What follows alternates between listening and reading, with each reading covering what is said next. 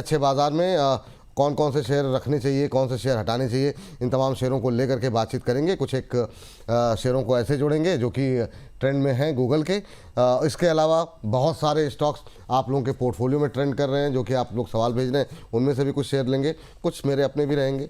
मतलब अपने का मतलब कि मेरी बुद्धिमत्ता के अनुसार जो है जिस पर डिस्कशन होना चाहिए। एक एक करके शुरू करते हैं। अंशुल जी से शुरू करना चाहेंगे बातचीत। और बातचीत जैसा कि हमने कहा कि आज का दिन आईटी का है, आईटी से शुरुआत करना चाहेंगे। आईटी ने ही बाजार को रोक के रखा हुआ है, तो सर टीसीएस से ही शुरू करना चाहेंगे। रिजल्ट स्क्रीन पर लेकर के आ जाइए। 0.25% के आसपास की गिरावट देखने को मिल रही है। रिजल्ट में कोई खराबी नहीं है, एक्सपेक्टेड लाइन पे रहे हैं, लेकिन कोई पॉजिटिव सरप्राइज भी नहीं है। वो शायद बाजार को चाहिए था, क्योंकि एक रैली जो है वो ऑलरेडी आ चुकी है पहले ही रिजल्ट के पहले। प्रॉफिट Q1Q बेसिस पे ठीक ठाक बढ़ा है। रेवेन्यू में 5% की ग्रोथ, एबिट में 6% के आसपास की ग्रोथ। ये Q1Q बेसिस पे नतीजे जैसा कि हम स्क्रीन पर देख रहे हैं। अंशुल सर, आपका व्यू पॉइंट टीसीएस को लेकर के, डिविडेंड भी कंपनी ने घोषित किया है, आप कैसे देख रहे हैं? 2500 के आसपास कैसा लग रहा है टीसीएस? तो देखिए, अगर आप इन्वेस्टमेंट प्रोस्पेक्टिव से देख रहे हैं तो बाइंग स्टार्ट कर देनी चाहिए। सांस लेने के लिए जगह छोड़िएगा 2472 और 2410 रुपए तक के लिए, और ऊपर में 2640, 2650 बेसिकली 50 डे मूविंग एवरेज इसी रेंज में है, जो डे बाय डे नीचे सरक के भी आ रहा है। जिस दिन ये अपना 50 डे मूविंग एवरेज तोड़ के ऊपर चलना स्टार्ट करेगा, आप मान के चलिए कि पहला ही टारगेट इसमें जो खुलेगा या जो पहला रेजिस्टेंस आएगा 2800 रुपए का आएगा, जो 37 दिन में 30% गिरा है। इसका 50% रिट्रेसमेंट 2800 पे, फिर डेली और वीकली पे अनमिटिगेटेड लेवल 2900 के आसपास है। मैं 2800 से 2900 एक्सपेक्ट कर रहा हूँ। ट्रेडिंग के लिए बिल्कुल खराब स्टॉक है, इन्वेस्टिंग के लिए उतना ही बेहतरीन स्टॉक है। तो अभी 2800 2900 के लिए करंट लेवल पे भी खरीद सकते हैं सर? तब थोड़ा थोड़ा सांस लेने की जगह छोड़ के थोड़ा थोड़ा लेते जाइए। यहाँ पे थोड़ा लीजिए, 2470 रुपए में थोड़ा लीजिए, 2410 के लिए जगह छोड़ के रखिए कि अगर नीचे आया, मतलब अदानी में आप एकदम से गला भर के माल भर लिए, फिर जब वो नीचे आया तो मुंह देखते रह गए, मैं नीचे में भरता रहा। तो इसलिए हमेशा सांस लेने की जगह छोड़ के थोड़ा थोड़ा लेना स्टार्ट कर दीजिए। तो कोई स्टॉप लॉस लगाने की आवश्यकता तो नहीं है ना इसमें? सर इन्वेस्टमेंट में तो नहीं स्टॉक, है, हाँ बिल्कुल ट्रेडिंग के लिए ये स्टॉक है नहीं। है नहीं, ठीक है सर, अच्छी बात है। 2800 2900 के तक के टारगेट थोड़ा थोड़ा करके खरीदिए, एक बार में सारी पूंजी मत लगाइए। ये राय यहाँ पर निकल के आई है। करीब 2500 लोग हमारे साथ जुड़े हुए हैं, तो लगातार हम अपने दर्शकों का धन्यवाद करते रहते हैं और हमेशा एक ही अपील करते हैं, इसको ज़्यादा से ज़्यादा लोगों तक शेयर कीजिए। व्हाट्सएप स्टेटस पे लिंक को लगाइए, ट्विटर पे, फेसबुक पे शेयर कीजिए, अपने दोस्तों के साथ, फैमिली मेम्बर्स के साथ, ऑफिस कलीग्स के साथ शेयर करते रहिए, ताकि ज़्यादा से ज़्यादा लोग इस कार्यक्रम का हिस्सा बने। और जो लोग सेबी रजिस्टर्ड नहीं हैं, गलत जानकारी आपके साथ शेयर कर रहे हैं, गलत खरीदारी बिकवाली की सलाह दे रहे हैं, उनसे दूर रहें इस तरह के वोलेटाइल मार्केट में। चलिए, इन्फोसिस, प्रदीप सर, इन्फोसिस पे आपकी राय जानना चाहेंगे। कैसे देख रहे हैं इन्फोसिस को आप, और आप इन्फोसिस टीसीएस में किसको खरीदारी की सलाह यहाँ पर आप देंगे? देखिए, इन्फोसिस टीसीएस मेरा व्यूज विपुल जी क्लियर है। आईटी को लेके अभी बहुत बढ़िया वैल्यू जोन पे है। यही इन्फोसिस, यही टीसीएस हम जब बात करेंगे ना, आज से 2-3 क्वार्टर बाद हमें ये वैल्यू पे मिलेगा नहीं मार्केट, इस मार्केट प्राइस पे मिलेगा नहीं। तो मुझे लगता है कि कहीं ना कहीं अभी 1289 के आसपास का प्राइस है। थोड़ा स्टैगर मैनर पे आप बाई करने का व्यू यहाँ पे डेफिनेटली बना के जा सकते हैं। आज थोड़ा आईटी नीचे है, आज थोड़ा बाई कीजिए। अगर 1-1.5 हफ्ते में और थोड़ा नीचे आता है और थोड़ा बाई कीजिए, लेकिन वो वाला सिचुएशंस नहीं है अभी इन्फोसिस जैसे स्टॉक्स में कि ये बहुत ऊपर है, अभी खरीदेंगे तो बाई चांस नीचे अगर आ गया। तो मुझे लगता है कि बहुत बढ़िया एक 1220-25 के रेंज पे जिस तरीके से सपोर्ट मेंटेन किया है, तो बिल्कुल यहाँ पे हम एक स्टॉप लॉस मेंटेन करके बाय करके जा सकते हैं। जिस तरीके का आज एक थोड़ा प्रेशर देखने को मिल रहा है बिफोर रिजल्ट, मुझे लगता है कि कहीं ना कहीं एक बार वेट करना चाहिए। आपको इजीली 1250 1240 के आसपास मिलेंगे, तो स्टैगर मैनर पे बाय करने का ही सलाह रहेगा। अभी हम आईटी को शॉर्ट नहीं करेंगे, ये मेरा पूरा स्टैंड पॉइंट है। आईटी को मैं यहाँ से शॉर्ट नहीं करूंगा, पोर्टफोलियो में लेना ही है। और रिसेंटली डिस्क्लेमर दे देता हूं, हमारे जो मॉडल पोर्टफोलियो चलता है, वो मॉडल पोर्टफोलियो में हमने रिसेंटली आईटी का वेटेज थोड़ा बहुत रिवैलेंस किया है, तो इंक्रीज किया है, तो व्यू सेम ही रहेगा। मेरा यहाँ से व्यू बुलिश है जी। चलिए ठीक है, अगली कंपनी लेकर के आते हैं। मैम, विप्रो और कोफोर्ज दोनों के सिर्फ लेवल्स आपके साथ डिस्कस करना चाहेंगे, और एक लाइन में अगर आप आईटी को लेकर के अपना व्यू भी अगर बता सकें तो दोनों पे, ताकि हम आईटी पे अपनी कवरेज को यहाँ पे रोक लेते हैं। कोफोर्ज और विप्रो। तो कोफोर्ज विप्रो बाय है 200 से 210 की रेंज में, और 190 का एसएल मेंटेन करना है। और कोफोर्ज अभी टारगेट आ चुका है विपुल जी, तो यहाँ पर अभी आप थोड़ा डिस्काउंट का फिर से वेट करो, दोबारा एंट्री बनानी है और बना लेनी चाहिए वो 1170 के आसपास। यानी मैं आपसे बोल रही हूँ कि 40 पॉइंट थोड़ा और गिरने दो, दोबारा फिर एंट्री बना लीजिएगा। एंड जो लोग पहले से प्रॉफिट में हैं, जिनकी एंट्री है 1100 के आसपास की, वो लोग चाहें तो आज बुक कर सकते हैं। वैसे आपको डरने की जरूरत है नहीं, आए तो थोड़ा सा वहां से रिबाउंड आ जाएगा टू बी स्पेसिफिक। तो 1250 का टारगेट था, वो आ चुका है। फर्दर अब यहाँ से दोबारा 1250, 1400 और 1650 के टारगेट का वेट के लिए एंट्री बना लीजिएगा जब ये 1170 के पास में आए। आज वेट कर लो। चलिए आज वेट कर लो। ये फिलहाल के लिए राय जो है कोफोर्ज और विप्रो को लेकर के निकल करके आती हुई। चलिए ठीक है, तो आईटी से आगे थोड़ा सा बढ़ते हैं और कुछ एक दूसरे शेयरों पे बातचीत कर लेते हैं। एक सेक्टर है जो कि लगातार बीच बीच में कुलांचे मारने की कोशिश करता है लेकिन कई बार रुक जाता है, वो है insurance sector. New India insurance को देखिए जरा अंशुल सर, 14.5% ऊपर अभी, अब हालांकि काफ़ी चल चुका है, अब 148 149 के आसपास। कैसा लग रहा है आपको, कोई संभावनाएं हैं क्या इसमें? सर ये 143 दिन 143 डेज में स्टॉक में जो करेक्शन आया है वो है 44.8% का, एकदम रिसेंटली बजट के बाद, जब मैं पीएसयू आपको कंटिन्यूसली सेल बता रहा था। ऑल टाइम हाई से बहुत ज्यादा नीचे, लगभग 70-80% होगा, अभी कैलकुलेट नहीं कर पा रहा हूं मैं। वहां से बाउंस बैक आया है, आज वॉल्यूम रिवर्सल है 5361%, 28 मिलियन का। एक गैप छूटा हुआ था 146 144 पे, उसको फिल कर लिया है। अगर क्लोज करता है 144 146 के ऊपर तो 156 और फिर स्विंग हाई 161 तक आ सकता है। अब क्या आपको पार्टिसिपेट करना चाहिए? मैं नहीं करता। अगर आपको करना ही है तो 143 के स्टॉप लॉस से कीजिएगा। मैं नहीं करता। 14% चलने के बाद और गैप फिल होने के बाद जनरली फिजल आउट होने के चांस 50% होते हैं, चलने के चांस 50% होते हैं। 50-50 वाले में नहीं करता, कम से कम और 70-80% फेवर में हो तब करना चाहिए। ये बात। अच्छा, एक शेयर जो है प्रदीप सर आप देखिए, वो है बीच बीच में चलता है, पिछले 3-4-5 दिन में एक शानदार मोमेंटम बना है, वो है श्रीराम फाइनेंस। अब 1000 के ऊपर पहुंच गया सर। ये क्या अभी करंट लेवल पे बाय किया जा सकता है 1022 पे, या फिर आपको लग रहा है ये रैली पूरी हो गई? 14% की तेजी, सॉरी एक 5 दिन में 14%। जी बिल्कुल जी, देखिए मुझे लगता है कि अभी जिनके पास पोजीशन है उनको बिल्कुल बने रहना चाहिए। और वीकली चार्ट में देखेंगे अच्छा खासा सेलिंग के बाद एक फिर से बाउंस बैक देखने को मिल रहा है यहाँ पे। बिल्कुल अभी भी हम करेंट जोन से बाय करके जा सकते हैं। ये एसेट है बेसिकली, ये वेल्थ जनरेशन वाला कंपनी है श्रीराम फाइनेंस का। आप देखिए लास्ट 2-4-5 साल का जो पैट है जिस तरीके से इंक्रीज हुआ है। लिक्विड कंपनी है, प्रोमिनेंट स्टॉक है, ब्लू चिप है, अभी 1020 के आसपास का मिल रहा है। मार्केट इतना खराब हुआ था, लेकिन खराब होने के बाद जैसे ही मार्केट थोड़ा बाउंस किया, श्रीराम फाइनेंस में भी हमने देखा अच्छा खासा मूव आते हुए दिखाए। तो इजीली आपको ऑल टाइम हाई मुझे लगता है कि बहुत जल्दी आते हुए दिखाई देंगे। एंड डिस्क्लेमर देना चाहूंगा, हमारे क्लाइंटों के पोर्टफोलियो 850 से ऑलरेडी है स्टॉक, तो ऑलरेडी हमने क्लाइंट को रिकमेंड करके रखा है। हमारा टारगेट 1150-1200, उससे पहले हम बेचेंगे नहीं। जैसे कि बीएससी को लेके मैं बोलता हूं कि 3500 3600 ऑन द वे, मुझे लगता है कि ये स्टॉक भी आपको इजीली 1200 तक तो मिलेंगे। तो बिल्कुल बाय करना चाहिए। एक स्टॉप लॉस उनके लिए जो आज बाय कर रहे हैं, कहीं ना कहीं मुझे लगता है कि एक बार 935 के लेवल पे आपको एक स्टॉप लॉस मेंटेन करना चाहिए और बने रहना चाहिए। चलिए ठीक, ये बात यहाँ पर श्रीराम फाइनेंस को लेकर के निकल के आई है। श्रीराम फाइनेंस के बाद जो है अगला काउंटर लेकर के आते हैं और अम्बाला मैम से डिस्कस करते हैं।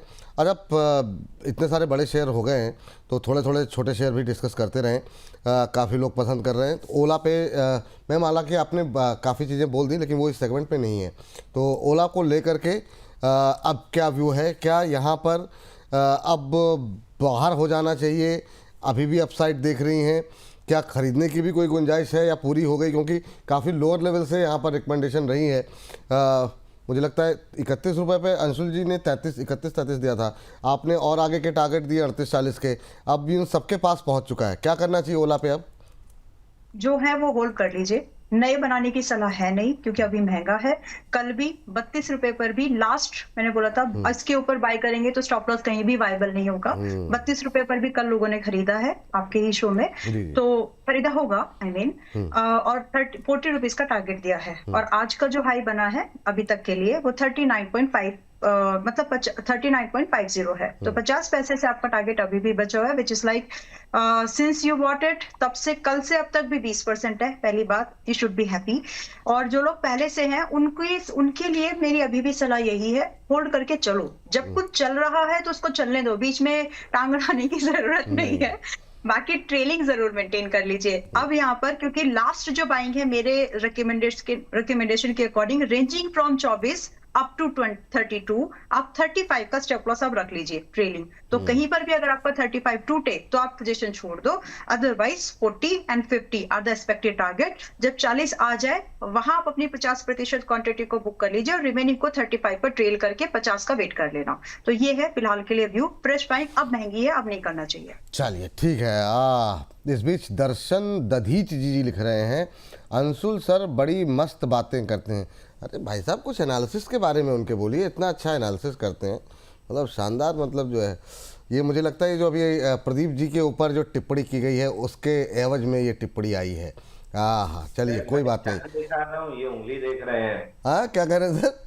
मैं ऐसे चांद दिखा रहा हूँ, ये उंगली देख रहे हैं। वही क्या ही किया, जैसा दृष्टि दोष है लोगों का, कोई बात नहीं। चलिए इस बीच अगले स्टॉक पर जो है बातचीत करते हैं और वो है सम्मान कैपिटल पे थोड़ी सी बात कर लेते हैं। ये जो हमारा चैट बॉक्स है उसमें से सवाल लिया है मैंने, और सम्मान पे बीच में काफ़ी अच्छा मोमेंटम रहा है, पर ये ज़्यादातर बैन में ही रहता है। 150 के ऊपर ट्रेड करता हुआ बीते एक महीने में 6-7% की रैली रही है। सर कैसे देख रहे हैं आप सम्मान कैपिटल को अभी 150 के आसपास, क्योंकि इस सेक्टर के बाकी शेयर में काफ़ी अच्छा मोमेंटम रहा है, तो क्या एक बार ट्राई करना चाहिए करंट लेवल पे या अभी अवॉइड लिस्ट में है आपकी सम्मान कैपिटल? अच्छा मेरे लिए सवाल? जी सर आपके लिए सर, क्लॉकवाइज चल रहे हैं सर। जी सर। सर देखिए सम्मान कैपिटल एक रेंज में फंसा हुआ है। नीचे में 135 रुपए नहीं तोड़ता है, ऊपर में 180 रुपए नहीं तोड़ता है। और जहां तक मेरे को याद है ये शायद इंडिया बुल हाउसिंग फाइनेंस के नाम से पहले आता था, तब भी ये कंटिन्यूअसली बैन में ही रहता था। तो वही पुरानी आदतें जल्दी नहीं बदलती वाला हाल है। बट अभी फिलहाल एक रेंज के अंदर ट्रेड कर रहा है, और ये रेंज जैसा डिस्कस किया नीचे में 130 के आसपास है, ऊपर 181, मिड ऑफ द रेंज है, दोनों साइड जा सकता है। प्रोबेबिलिटी थोड़ी सी ऊपर जाने की है 162 164, बट अगर ट्रेड ढूंढ रहे हैं तो ट्रेड बिल्कुल भी नहीं बन रहा है। और इस स्टॉक को ट्रेडिंग के लिहाज से सबसे बेहतरीन इसमें एक काम हो सकता है, उंगली उठाइए, डिलीट बटन दबाइए, वॉच लिस्ट से हटाइए। वाह चलिए ठीक है, तो हटाने की सलाह है वॉच लिस्ट से। सम्मान कैपिटल को अभी सम्मान देने की आवश्यकता नहीं है, ये मानना है अंशुल जी का। लेकिन इन सब के बीच में एक शेयर लगातार वो प्रदीप जी के खाते में ही आ रहा है, मुझे लग रहा है पिछले 2-3 दिन से, वो है एथर। मतलब इसकी भी रफ्तार नहीं थम रही। 21% का रिटर्न इतनी वोलेटाइल मार्केट के अंदर एक महीने में दिया है, और लगातार धुआंधार रफ्तार बनी हुई है ओला के अंदर भी और एथर में भी। ये जो ईवी वाली थीम है अभी चलती हुई दिखाई दे रही है। सर क्या करना चाहिए अभी? अब क्या रिस्की लग रहा है, खरीदना चाहिए, कैसे लग रहा है? 843 प्रदीप जी क्या व्यू आपका? जी बिल्कुल बने रहना चाहिए। और डिस्क्लेमर देना चाहूंगा, यहाँ पे ऑलरेडी क्लाइंट का पोजीशन हो सकता है, हमने कॉल भी दिया था। 842 का अभी प्राइस चल रहा है। आई थिंक कल परसों भी आपके साथ डिस्कशन हो रहा था कि पहला टारगेट ऑलमोस्ट 848 850 तक आपको मिलेंगे, उसके बाद 880। मैं ऑलमोस्ट 950 से पहले बेचूंगा नहीं स्टॉक। मुझे लगता है कि 950 इजीली करेंट जोन से 100 पॉइंट का भी रैली मैं देख पा रहा हूँ। तो जिनके पास पोजीशन है बिल्कुल पोजीशन को होल्ड कीजिए एंड बने रहिए। लगातार हायर हाई फॉर्मेशन है डेली, वीकली, मंथली, तीनों टाइम फ्रेम में। एंड 50 200 एंड जो 100 एक्सपोनेंशियल मूविंग एवरेज प्राइस होता है, इसके ऊपर भी सस्टेन हो रहा है। बहुत ही बढ़िया ट्रेंड है। मुझे लगता है कि ऐसे स्टॉक्स में निवेश कीजिए तो पैसा बनने का चांसेस, पॉसिबिलिटीज थोड़ा हाई हो जाता है। बने रहिए। और नए लोग क्या करें? अभी दूर रहे थोड़ा। नए लोगों के लिए भी देखिए 950 का मेरा अभी इमीडिएट लेवल पे टारगेट है, तो उनके लिए एक स्टॉप लॉस अभी मेरा थोड़ा लंबा है। 765 के आसपास हमारा I think trailing stop loss निकल के आया है रिसेंटली कल ही। बाकी तो अभी नए लोगों के लिए रिस्क रिवॉर्ड रेशियो फेवरेबल नहीं हो रहा है। एक बार थोड़ा डीप मिलता है तो वो आपके लिए मुझे लगता है कि कहीं ना कहीं वो अच्छा होगा। थोड़ा हाई पे ना खरीद के नीचे खरीदेंगे तो ये डिपेंड करता है विपुल जी पर्सन टू पर्सन माइंडसेट के ऊपर। अगर आप 950 1000 के लिए वेट करना चाहते हो तो डेफिनेटली आप बने रहिए, यहाँ पे आज भी खरीद सकते हैं। अगर आप चाहते हो कि नहीं थोड़ा मैं ठंडा होने के बाद ही यहाँ पे खरीदूंगा, तो आप थोड़ा नीचे आने के बाद खरीद दीजिए। ओवरऑल इसमें हमारा व्यू पॉजिटिव है। व्यू पॉजिटिव है। अब ये बहुत लोगों को ठंडा खाना अच्छा ही नहीं लगता, तो ठीक है, अब जो लोग गर्म करके खाना चाहते हैं तो या तो मुंह जलेगा या फिर स्वाद मिलेगा, तो वही वाली बात है। तो अगर मुंह थोड़ा सा जलाना है तो फिर आप रिस्क ले सकते हैं, नहीं जलाना है ठंडा करके खाइए। 2850 से ज़्यादा लोग हमारे साथ जुड़े हुए हैं, तो लगातार धन्यवाद प्रस्ताव हमारी तरफ से, हमारी पूरी टीम की तरफ से आप सभी दर्शकों के लिए। तो थैंक यू, आप लोग इतना प्यार लगातार हर रोज़ देते हैं और लगातार अच्छी अच्छी टिप्पणियाँ, कुछ एक मतलब गालियाँ भी मिलती हैं, ठीक है, वो तो मतलब पार्ट ऑफ प्रोफेशन, उसके बारे में चर्चा ही क्या करना। लेकिन कल अम्बाला में बड़ा गुस्सा हो गई थी, है ना, मतलब एकदम आग बबूला जिसे कहते हैं। चलिए कोई बात नहीं, मैम सुजलॉन लेकर के आते हैं और ये विंड पावर थोड़ी सी आग जो है आपके गुस्से को शांत करेगी। कैसे मैम देख रही हैं सुजलॉन को? क्या शानदार मोमेंटम रहा यहाँ पर, और अब 45 आ गया है, 45-15 का हाई है, उसी के आसपास ट्रेड करता हुआ 44-95 पे। क्या 50 के टारगेट या पहले 48, क्या कहनी है? 50 और 60 बीच में कोई बातचीत नहीं है अभी, लेकिन खरीदारी कब तक करोगे, कहाँ तक करोगे, ये सवाल अपने आप से पूछ जरूर लीजिए अगर आप दोबारा बाइंग के बारे में सोच रहे हैं। बिकॉज 38 रुपए का स्टॉप लॉस है एंड 44 का टारगेट दिया गया था, अभी 45 के आसपास चल रहा है। तो जितना ऊपर जाता जाएगा, मैं तो टारगेट की तरफ पहुंच रही हूँ, लेकिन अगर आप लेट करेंगे आप अपना रिस्क बढ़ा रहे हैं, तो परसेंटेज वाइज यू विल, आपको मिलेगा कम। और अगर स्टॉप लॉस जो मार्केट की रियलिटी है, अगर वो हिट हो जाता है तो खोएंगे ज्यादा। तो एक्शन टाइम से लेना भी उतना ही इंपॉर्टेंट है जितनी की सही एनालिसिस करना। अब ये जितना ऊपर जा रहा है ये उतना महंगा हो रहा है। मुझे कोई भी डाउट नहीं है कि ये 50 या 60 आ रहा है या नहीं, आई एम सो कॉन्फिडेंट कि आ रहा है, बट आपको ये देखना है कि आप रिस्क कहाँ बैठाओगे अपना। आज फिर से 37 का स्टॉप लॉस था, 38 पे शिफ्ट कर लिया है, आज फिर 50 पैसे से हम इसको और रिड्यूस कर रहे हैं। आज 10 अप्रैल 2026 में जब हम बात कर रहे हैं, तो दोबारा इसका जो अब स्टॉप लॉस है वो 38.5 रुपए का है। तो जो भी लोग 50 और 60 का वेट कर रहे हैं वो अपने स्टॉप लॉस को रिवाइज कर लीजिए। सवाल ये आएगा, बड़ा सवाल, आई नो, बड़ा सवाल ये है कि अभी खरीद सकते हैं कि नहीं। इतना कुछ एक्सप्लेनेशन इसीलिए दिया था, अपने रिस्क एपेटाइट के हिसाब से डिसीजन लो। मुझे कोई कंफ्यूजन नहीं है कि ये जाएगा कि नहीं जाएगा। I am bullish about this कि जाएगा। चलिए इस बीच ट्रेन इन रेंज की एक टिप्पणी आई हुई है, कह रहे हैं पूरे यूट्यूब पे सर्च कर लिया, मुझे रचित सर कहीं नहीं मिले। रचित सर को आज मैं बहुत मिस कर रहा हूँ, चिंता मत कीजिए सर, आपके इस मिसिंग मतलब अपने दिल में खोजे होते वही मिल गया, वही मिल गया। हाँ, और वैसे मैंने निवेदन किया अभी 15 मिनट में आ रहे हैं, 11 बजे आ जाएंगे। तो वाह भाई साहब वाह, जैसे बाजार तेज होता है सब मतलब जो है ना अद्भुत। चलिए कोई बात नहीं, है आप लोगों का प्यारी है, मैं तो कम से कम ये मान के चल रहा हूँ। चलिए आगे बढ़ते हैं और एक दर्शक की टिप्पणी ले लेते हैं JSW सीमेंट को लेकर के। संजय कुमार धीर जी हैं, कह रहे हैं कि बचा लो बचा लो बचा लो। विपुल जी, अंशुल जी, प्रदीप जी, अम्बाला बहन को सुप्रभात। विपुल जी, JSW सीमेंट 127.50 पर लिया था, आज भाव आ गया है, स्थिति सही ना हो तो बेच कर निकल जाऊं या फिर प्रतीक्षा करूं। JSW सीमेंट सर, इन्होंने लिखा हुआ है कि मतलब बड़ी मुश्किल से भाव आया है, बने रहूं या निकल जाऊं, ये जानना चाह रहे हैं। और इस बीच 3000 से ज़्यादा लोग हमारे साथ क्रॉस हो गए हैं, तो ये इसके लिए धन्यवाद हमारी जनता को, थैंक यू। जी सर, अंशुल सर। सर देखिए, JSW सीमेंट में अभी IPO बेस नहीं बना है, तो मेरे हिसाब से बाइंग का स्ट्रक्चर नहीं बना है। लेकिन जिस ग्रुप की कंपनी है, इस sorry my bad, IPO base का breakout almost on the verge of breakout है। 128.50 129 के ऊपर अगर क्लोज करता है तो IPO बेस का ब्रेकआउट कंफर्म हो जाएगा। फिर टारगेट आपके खुलेंगे 152 से 150, फिर ऑल टाइम हाई, उसके बाद फिर जहां तक स्ट्रेच करता रहे। तो almost on the verge of breakout है, इतना इंतजार कर लिया है तो बेचने का मतलब नहीं है। और वैसे भी जिस ग्रुप की कंपनी है, इवेंचुअली ये मल्टी बैगर साबित होते ही हैं अंत में जाके।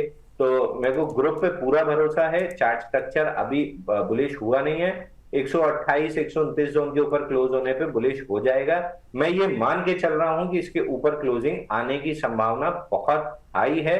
अब जाके JSW सीमेंट में बाइंग बनना स्टार्ट हुई है। तो IPO के रूल अगर आपने फॉलो किए होते तो ऊपर निकल गए होते, अब 128 में आप सस्ता ले रहे होते। तो 1-2 रुपए और है, जिस दिन उसके ऊपर निकला अच्छी खासी तेजी 150 तक की बन जाएगी। शांति से रखे रहिए, कोई दिक्कत नहीं है साहब, शांति से रखे रहिए। ये फिलहाल के लिए सलाह यहाँ पर निकल करके आई हुई है, बने रहिए। 3100 क्रॉस कर गए हैं हमारे दर्शकों की संख्या। तो ये सर आप लोगों की क्रेडिबिलिटी है, हमारे जो एक्सपर्ट्स हैं और जो इतनी अच्छी अच्छी कॉल्स निकल के आ रही हैं, इतना अच्छा एनालिसिस हो रहा है, उन तमाम चीज़ों का ये जोर है कि लगातार दर्शकों का प्यार बना हुआ है। जी एंटरटेनमेंट सर, जरा देखिए प्रदीप सर, लगातार इसमें बीच बीच में रैली आ रही है, क्या इसको प्ले करने की कोशिश करनी चाहिए क्या? आपकी टिप्पणी क्या रहेगी? 82 के आसपास कैसा लग रहा है? अभी अभी 82 अंशुल सर ने 1-2 दिन में कॉल भी दी थी, टारगेट भी हिट हुए थे, अभी क्या करना चाहिए? जी देखिए, अंशुल सर ने कॉल दिया है तो मेरा व्यू मैं चेंज करूंगा नहीं। नहीं वो ट्रेडिंग कॉल थी सर, हो गया, मतलब उस अपना व्यू दे दीजिए यस। जी। नहीं, सो मेरे टारगेट खत्म हो चुके हैं सर, मेरे टारगेट खत्म हो चुके, मेरा काम खत्म हो चुका उसमें।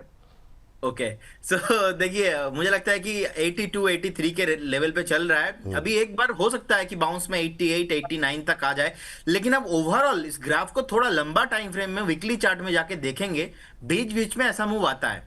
अब ये मूव सस्टेन नहीं हो रहा है। अब मुझे लगता है कि कहीं ना कहीं ये इनका इनका जो धंधा है, आप देखेंगे ओवरऑल इतना ज्यादा केसेस हुआ है, उसके बाद इतना, एक जमाने में हमारा भी फेवरेट स्टॉक था, लेकिन कहीं ना कहीं जिस तरीके का चार्ट खराब हुआ है, जब तक ये स्टॉक 100 के ऊपर जाके जिस दिन सस्टेन करेगा, उसके बाद मुझे लगता है कि मेरा यहाँ पे कुछ ना कुछ बुलिश व्यू बनेगा। मैं डेफिनेटली रिव्यू करूंगा उसके बाद, लेकिन उससे पहले जो बीच बीच में छोटा बहुत 10 से 15%, थोड़ा 10% मूव आता है, मुझे लगता है कि हर एक उछाल में व्यू अपना चेंज कीजिए। एग्जिट होने का ही मेरा व्यू है। मुझे लगता है कि यहाँ पे बिल्कुल बाई नहीं करना चाहिए। अगर आज थोड़ा बहुत ऊपर आया है और अंशुल जी का भी टारगेट अचीव हो गया है, देन आप बिल्कुल प्रॉफिट बुकिंग कीजिए और यहाँ से एग्जिट हो जाइए। चलिए ठीक है, ये बात यहाँ पर निकल करके आई है। जेपी पावर को अब जरा लेकर के आते हैं। जेपी पावर पे भी लगातार हम बातचीत कर रहे हैं। तो जेपी पावर पे मैम अभी क्या करें? 17 रुपये तो क्रॉस कर गया, 2.5% की तेज़ी, एक महीने में 27 साढ़े 27% भागा है। लगातार अपडेट्स यहाँ पर आ ही रही हैं। अब देखते हैं किस खेमे में जाना है इसको, अदानी साहब के या फिर अग्रवाल साहब के, वो एक अलग विषय है। लेकिन अभी क्या करना चाहिए? 17 सवा 17 पे 18 का टारगेट दिया था, वेट कर लीजिए उसका। 18, 20 और 24 के टारगेट है जो है वो बने रहिए। प्राइस तो यही कह रहा है कि अडानी जी के खाते में जा रहा है। वाह वाह वाह, ये जो एनालिसिस है आपका अद्भुत। तो ये बताइए कि तो जब अदानी जी के खाते में जा रहा है तो अभी 17 पे खरीद नहीं सकते क्या? मतलब फिर जब 22-24 तक के आपके टारगेट हैं तो रिस्क लेना चाहिए कि नहीं लेना चाहिए? लेना चाहिए, चलिए, क्योंकि वाह। आज नहीं तो कल इस पे अडानी का नाम लग ही जाएगा और लेना चाहिए। मतलब मैं लेकिन उतना लो जो संभाल सको, उतनी बात जरूर आपको अपने आप से ईमानदार रहो। मतलब सुनो सबकी, करो वो जो आपके रिस्क एपेटाइट कहता है, तो उससे ईमानदारी बरतिए। बाकी 17 रुपए, आज 17-24 पर चल रहा है, थोड़ा सा 17 रुपए 24 पैसे पर चल रहा है, थोड़ा सा कूल ऑफ हो जाएगा, 17-25 पैसे से फर्क खास पड़ेगा नहीं। तो आप यहाँ पर खरीदारी का व्यू लेके चलिए। स्टॉप लॉस रख लीजिए स्ट्रिक्टली। 13 रुपए था पिछली बार जब बातचीत कर रहे थे कि उससे सरकते सरकते 16 आया, अभी 18 का वेट कर रहे हैं हम टारगेट के लिए। तो अब यहाँ पर स्टॉप लॉस 13 रुपए 50 पैसे से शिफ्ट करके 15 रुपए स्ट्रेट रख लीजिए। एंड 18 रुपए पर आपका रिस्क रिवॉर्ड बैठेगा नहीं, तो आप 19, 20, 24 इस तरह से अपने टारगेट सेटिंग करिए। And rather be doing trade, जी बाय करके होल्ड कर लो, वो ज्यादा बेहतर है, और सीधा 24 पर बुक करना। तो डिपेंड आप चाहते क्या हो। मैं बहुत एक क्लियर व्यू दे चुकी हूँ कि जो प्राइस कह रहा है ये अडानी जी का होने वाला है। So that's what. बाकी बाय करके रख लो तो ज्यादा बेहतर प्राइस पैसा बन जाएगा। ये प्राइस कह रहा है, अंबाला मैम नहीं कह रही है। ये मतलब अंबाला मैम ने क्लियर कर दिया है कि बाकी कोर्ट वो डिसाइड करेगा, एनसीएलटी डिसाइड करेगी, लेकिन मतलब ये प्राइस कह रहा है। चलिए सर, चूंकि जगह पावर नोट कर लेते हैं। हाँ? आज जब ये बात बोल रही हूँ तो 10 अप्रैल 2026 में ये बात बोल रही हूँ। जब ये अडानी जी की हो जाएगी तब फिर बात करेंगे। वाह वाह वाह, ये मतलब जबरदस्त, बहुत शानदार। अंशुल सर, चूंकि बात एक दो छोटे शेयर की चलिए, तो जरा एक और शेयर जो कि फंडामेंटल छोड़ देते हैं, अगर खाली टेक्निकल के आधार पे आर पावर के अंदर जो ये जो मोमेंटम बीच में उछाल आ रहा है, इसको प्ले करने की कोशिश करनी चाहिए, अवॉइड लिस्ट में ही रखनी चाहिए। 25.68 का हाई है, 25.46 का भाव, 3.5% की तेजी यहाँ पर भी। अच्छा, ये पूरा ग्रुप बना करके चलते हैं, ऐसा लगता है आपस में। जब चलेंगे तो ये सब जेपी पावर भी चलेगा, रतन इंडिया पावर, आर पावर, जितने छोटे छोटे हैं, तो मतलब ऐसा लगता है जैसे मतलब ग्रुप बना करके कुछ मतलब गुंडे वुंडे चलते हैं उस टाइप से। मतलब गिरते हैं तो सब एक साथ ही गिरने लगते हैं। बीच में देखा, अभी क्या करें सर? सर देखिए, आपका ऑब्जर्वेशन सही है। इसमें एक चीज मैं ऐड कर देता हूँ। ये सब जब एक साथ चले तो आपको एक समय पे खुश होना चाहिए और एक समय पे घबराना चाहिए। खुश कब होना चाहिए? जब इंडेक्स में बड़ा करेक्शन हो चुका हो और उसके बाद ये सब कचरा चलना स्टार्ट करे, आपको खुश होना चाहिए कि अब बाजार पलटना चालू हो गया, कि इन्वेस्टर में जो हताशा और निराशा थी कि रिलायंस और अदानी और इन्फोसिस जैसे शेयर क्या मैं बेच दूं, यहाँ से बाजार नीचे जा रहा है, उसके बाद अगर ये कचरा बाई करने का कॉन्फिडेंस आ रहा है, मतलब बाजार में लोगों के दिमाग से मंदी छटने लगी है, तो ये खुश होने का समय। वहीं बाजार में बड़ी रैली के बाद जब ये चलने लगे तब फिर लोग ओवर कॉन्फिडेंट हो गए, आपको निकलना है। तो मैं इस समय इस चीज को पॉजिटिव दे रहा हूँ। फिर दूसरी चीज, मैं हमेशा आर पावर पे बोला हूँ कि मैं बाई कॉल नहीं देता, लेकिन ओला और जी में बाई कॉल देने के बाद अब नैतिकता के आधार पे ये बोलने लायक मैं बचा नहीं हूँ। तो आर पावर में 50 दिन का मूविंग एवरेज है 25 रुपए 80 पैसे के आसपास। ये अगर निकलता है एक बार के लिए 29 रुपए 21 पैसे तक ये जा सकता है। निकलने में ये 50 डे मूविंग एवरेज निकालने में 4 से 5 सेशन लग सकता है स्टॉक में। तो थोड़ा सा 4 से 5 दिन 50 डे मूविंग एवरेज के बाद कंसोलिडेशन, फिर 29 रुपए तक जा सकता है। बट स्पेसिफिकली मेरी तरफ से बाई की कोई सलाह नहीं है, केवल टेक्निकल के आधार पे आपने व्यू मांगा था तो मैंने दे दिया। बाइंग अगर आपको करनी है तो आपको द्वारकेश शुगर में करना चाहिए। 45 रुपए 80 पैसे के आसपास चल रहा है, यहाँ पे 44.50 के स्टॉप लॉस से बाई कर सकते हैं। सीधा सीधा 47 रुपए का पहला टारगेट रहेगा और 48.50 का दूसरा टारगेट रहेगा। स्टॉप लॉस क्या रखें सर? 44.50 का रखना चाहिए सर। 44.50। चलिए द्वारकेश शुगर लेकर के आते हैं। 47 पहला टारगेट, 48.50 दूसरा टारगेट। स्टॉप लॉस आपको रखने की जो सलाह दी जा रही है वो है 44.50। 44 रुपये 50 पैसे के स्टॉप लॉस के साथ द्वारकेश शुगर को खरीदने की सलाह यहाँ पर अंशुल जी की तरफ से दी जा रही है। अभी जो भाव देखने को मिल रहा है वो 46 रुपये के आसपास का है। इंट्राडे हाई पर ही ट्रेड करता हुआ पहला टारगेट जो है 47, दूसरा टारगेट 48.50। तो 47, 48, 50, 1 रुपये ऊपर पहला टारगेट, 2.5 रुपये ऊपर दूसरा टारगेट के लिए खरीदारी करने की सलाह यहाँ पर दी जा रही है। और स्टॉप लॉस 44.50 का दिया गया है, उसका अवश्य ध्यान रखें। 1.5 रुपये नीचे का एक स्टॉप लॉस लगाने की सलाह यहाँ पर दी गई है। चलिए लगता है, चलिए थोड़ी देर में आप आपको दिखा देंगे स्क्रीन पर, शायद कुछ दिक्कत आ रही है। अभी फिलहाल के लिए अब 3% के आसपास की मजबूती देखने को 46.8 देखिए आ गया स्क्रीन पर, 3.25% ऊपर 46.70, 4.5 पौने 5% ऊपर अब ट्रेड करता हुआ। तो रफ्तार लगातार यहाँ पर बढ़ती हुई दिखाई दे रही है। इंट्राडे हाई पे आई गया है। 47 क्रॉस कर जाए फिर क्या करें सर? 46.80 हो गया हमारी स्क्रीन पे, आपकी स्क्रीन पर हो सकता है थोड़ा और तेज चल रहा हो। 95 का हाई बन गया सर, 47 का पहला टारगेट हो गया है। आधी 47.10 हो गया, बल्कि 47.20 हो गया है। आधी प्रॉफिट बुक करके स्टॉप लॉस फर्स्ट पे ले आइए ताकि कुछ पैसा आप घर लेके जाएं। तो घर लेके जाइए, बच्चों को मिठाई खिलाइए, खिलौने लेके जाइए। वाह वाह वाह, खिलौना लेकर के जाइए अपना बढ़िया अपना। हालांकि बहुत लोग फ्राइडे का दिन है तो मतलब हो सकता है खिलौने ना ले जाएं। बाकी जो शेयर तेज भाग रहे हैं उन पे उनका नजर है। सोम डिस्टिलरी, लाइट ब्लेंडर सब चल रहे हैं आज। तो खिलौने ले जाएं। हाँ, अपने खिलौने ले जाए, ये भी बात सही है। चलिए 44.50 का स्टॉप लॉस के साथ जो है पहला टारगेट हिट हो चुका है, दूसरे टारगेट के लिए जाइए, लेकिन आधी प्रॉफिट बुक कर लिए ताकि आपका मतलब पैसे जो है वो सुरक्षित रहें। देखिए टारगेट हिट क्या मतलब, कार्यक्रम के अंदर अंदर मुझे लगता है 2-3 स्टॉक जब टारगेट हिट कर देते हैं तो आनंद आ जाता है। 48.50 जो है अभी भी एक्टिव है, तो उसका जो है अपने हिसाब से आप निर्णय लीजिए, जहां मन कहे जो है मुनाफा बुक कीजिए। आधा तो कम से कम प्रॉफिट लेकर के चले जाइए और आधे पे होल्ड कर लीजिए। चलिए आगे बढ़ते हैं। और प्रदीप सर के लिए अगला सवाल जो है अलाइट ब्लेंडर को ही लेकर के रखा हुआ था, तो वहीं से जिक्र आया। ये 8.25% ऊपर है, 506 का भाव देखने को मिल रहा है। प्रदीप सर बताइए जरा, 500 के आसपास, 525, अच्छा मोमेंटम देखने को मिल रहा है। आज इससे जुड़े हुए लिकर स्टॉक सारे तेज हैं। सोम डिस्टिलरी अच्छा भाग गया। अब अलाइट ब्लेंडर में क्या व्यू रखना चाहिए सर? जी बिल्कुल जी, मुझे लगता है कि बिल्कुल बने रहना चाहिए। यहाँ पे ऑलमोस्ट 505 के आसपास का प्राइस चल रहा है, 8% ऊपर है। नेक्स्ट जो रेजिस्टेंस निकल के आ रहा है ऑलमोस्ट 540 के रेंज पे, तो मुझे लगता है कि 540 तो आना ही है। एंड बिल्कुल जिनके पास पोजीशन है होल्ड कीजिए। एंड हम यहाँ पे एक बार थोड़ा नीचे आने पे, मतलब 495 500 पे आने पे एक बार बाय ऑन डीप भी करके जा सकते हैं। एक स्टॉप लॉस इस केस में आपको 475 के आसपास मेंटेन करना होगा। टारगेट सेम रहेगा 540। और ये जो अंशुल जी बोल रहे थे कि ये जो सारे जो कचरा स्टॉक भागता है एक साथ भागता है, मुझे मतलब वो रहता है ना कि जब कॉलेज दिन था, कॉलेज डेज में वो जो बैक बेंचर्स होता है एक साथ बाइक में चलते हैं ना, चलो चलो भाई चलो चलो चलो, मतलब फील लाइक दैट। और फिर भी हमें ध्यान में रखना पड़ेगा एक बात, क्योंकि सामने अगर आप बाइक चलाते हो तो पुलिस भी आपको, हेलमेट नहीं पहनोगे तो पुलिस भी आपको पकड़ लेता है। तो अभी 11 बज चुके हैं, हमारे रचित जी लाल टाई पहन के आने वाले, आज फ्राइडे फैक्टर भी काम करने वाला है। और विपुल जी ऐसे जब ऐसे एबीडीएल जैसे स्टॉक और तिलक नगर जैसे स्टॉक जैसे आपको पूछना होता है, मुझे लगता है कि मैं तो देखिए आपको टेक्निकल व्यू दे दूंगा, लेकिन अच्छा रहेगा अंशुल जी आपको मतलब कस्टमर भी है और प्रैक्टिकल एक्सपीरियंस भी उनका ज्यादा है मुझसे, तो मुझे लगता है कि उनसे आप पूछा करेंगे तो बेटर है।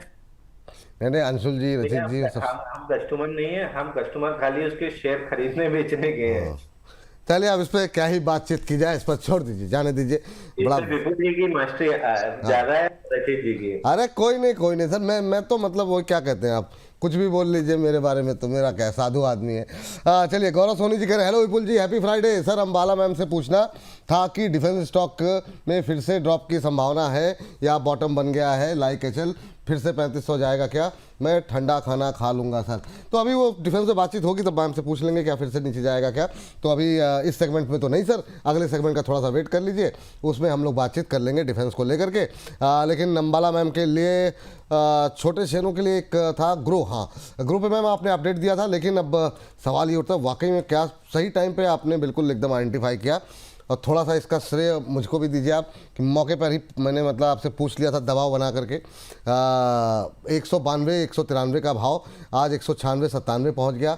अभी भी क्या नई खरीदारी की कोई संभावनाएं हैं या रैली हो गई पूरी? आपने जो टारगेट दिए थे, आपने एक अपडेट भी दिया, उसको छोड़ते हुए आप आगे बढ़ करके बताइए, क्योंकि बहुत लोग पहली बार आपको देख रहे होंगे। जी तो ग्रो स्टॉप लॉस स्ट्रिक्टली आपको मेंटेन अभी नहीं खरीदना है, आज की डेट में आज नहीं खरीदना, पहली बात। जो खरीदने का विचार कर रहे हैं 10-12 पॉइंट और गिरे तब आप दोबारा खरीद लेना। स्टॉप लॉस उस समय 155 का डिपेंड करेगा किसकी बाइंग कितने की है।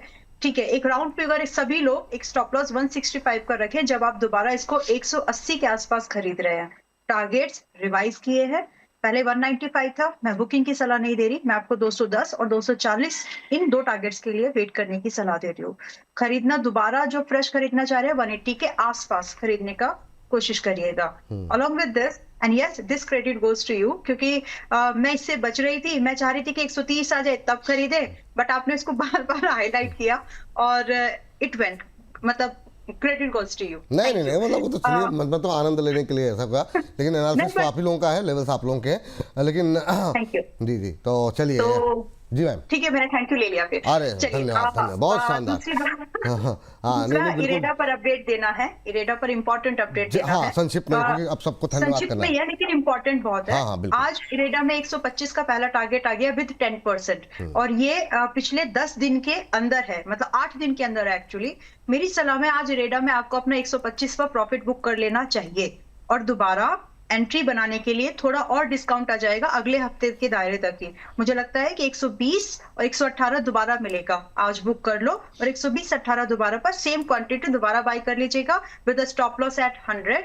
एंड फॉर द टारगेट कम से कम दोबारा जो टारगेट्स बनेंगे जो दोबारा टारगेट्स बनेंगे यहाँ से, फिर वो 130, 145, 170। तो आज के लिए प्रॉफिट बुकिंग है कंप्लीटली, दोबारा एंट्री की बता दिया है। चलिए ठीक है। सर जाने से पहले अगर आपका डिस्क्लोजर अंशुल सर और प्रदीप सर, लेकिन जाते जाते अगर आप विशाल मेगा मार्ट पे कोई टिप्पणी करना चाहें तो क्या ये दोबारा अपने हाई की तरफ जाएगा क्या, और खरीद सकते हैं क्या अभी? चलिए अंशुल जी आप बोल दीजिए। जी सर, ये Vishal mega mart 50 day moving average 2 दिन से रिजेक्ट कर रहा है 117 रुपए 34 पैसा। ये एक मेजर रेजिस्टेंस है, अगर निकालता है तो 126 के आसपास एक छोटा सा गैप छूटा हुआ है, उसको फिल करने जाएगा। तो अगर नई खरीदारी देख रहे हैं तो 117-34 निकलने के बाद देखिएगा।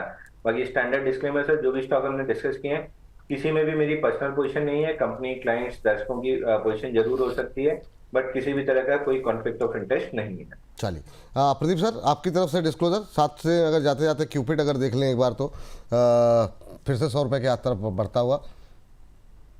जी क्यूपिड में मुझे लगता है कि विपुल जी जिनके पास भी पोजीशन है उनको होल्ड रखना चाहिए। फिर से स्टॉक आपको ऑलमोस्ट 130 135 बहुत जल्दी आते हुए दिखाई देंगे। करेंट जोन से भी मैं 30-35% का आप मूव देख रहा हूं, और ये एक स्टॉक है आपको मतलब नीचे मिलेंगे नहीं, घूम फिर के आपको ऊपर ही आते हुए दिखाई बहुत सारे कंसर्न भी आ रहे हैं सर, ये जो वॉर चल रही है उसकी वजह से, आपने भी स्टडी की होगी, तो अभी क्या करना चाहिए?